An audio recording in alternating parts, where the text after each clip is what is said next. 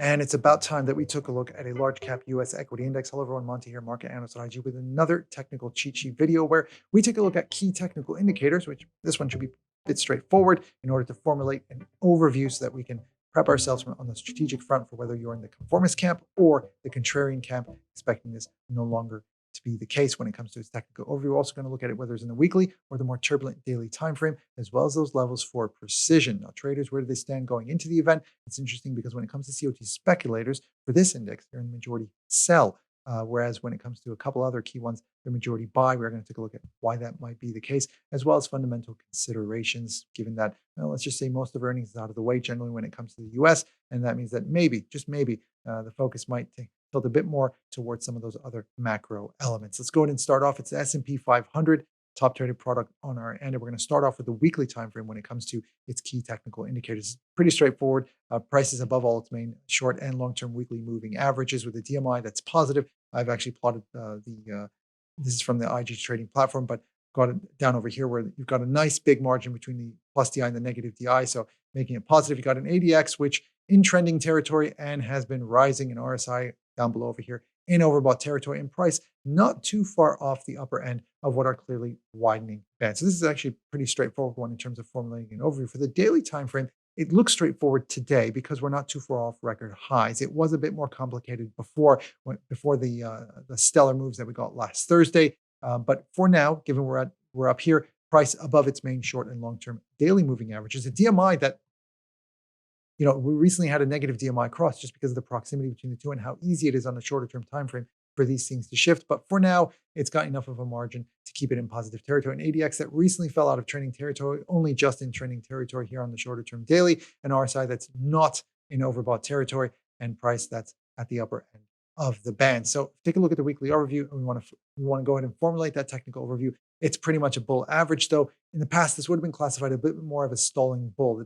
Not in the sense that price can't make higher highs. It clearly has been able to do so. The matter of, in terms of how much follow through does it offer intra week in order to give conformist breakouts the advantage. But speaking of the conformists, in this case, what exactly is going to be the difference between a bull average versus a stalling bull overview?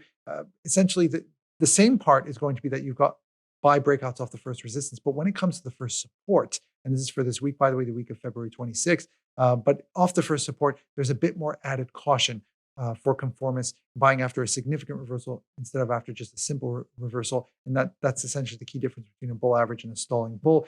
Contrarians, by the way, pretty straightforward.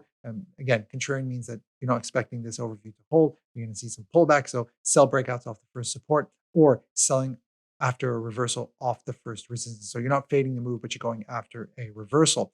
And the thing is, what about those who might think, okay, you know what, I'm not really in the conformist camp, but I'm not in the contrarian camp either. I don't think it's the start of some sort of bearish move. I'm kind of in the middle, anticipating a sort of hold, or maybe undoing some of the gains that we've seen as of recently until the next catalyst or the next narrative comes into play on the fundamental front. If that's the case, you might want to work reversals off of both first levels. You can say, okay, if that's the case, I'm going to go for a sell after reversal off the first resistance, or a buy after reversal off the first support. And what exactly is the gap or the distance for the RSP for this week between the relative starting point or the RSP as well as the first resistance? About 66 points, whereas it's going to be 33, again, at your discretion when it comes to the gap between the first, with the first resistance or first support, and its respective SL or stop losses. So what about on the daily time frame? Now here's where it's a little bit trickier because, just a middle of last week, and a couple of these would have been neutral. So you got three, whether price with respect to the Bollinger Bands, the DMI, because the gap isn't that high, as well as price with respect to short-term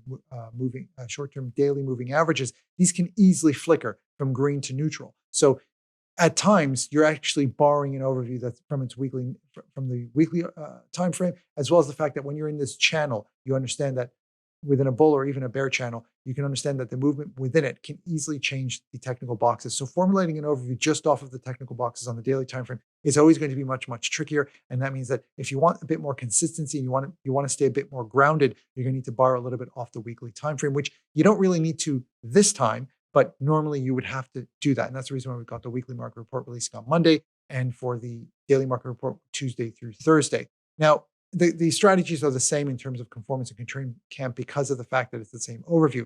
But a lot of times what you'll notice is that you'll get some volatile upside movement, usually after a volatile downside move. So it kind of creeps up, big move, and then a big move that might come afterwards. And prior to what you might see in a stalling bull overview, and it's usually more viewable under a daily time frame because on the weekly you're just seeing it creeping up, slowly moving up. So you're not going to see this volatile down and then volatile up again. It's just sort of happening with a bit more consistency on the weekly time frame, which is why it's something you'll have to notice on the daily time frame. And those who want to trade a hold, by the way, because I mentioned how you have the conformist, contrarian, and those who think, I just think there's going to be a bit of a hold at these levels. Keep in mind, this is the daily time frame, not the weekly. So the levels are narrower. And that means that if you're trading a hold, you might want to go, instead of going for a reversal off the first resistance or first support, go for a significant reversal. So buy after a significant reversal off the first support, or buy or sell after a significant reversal off the first resistance.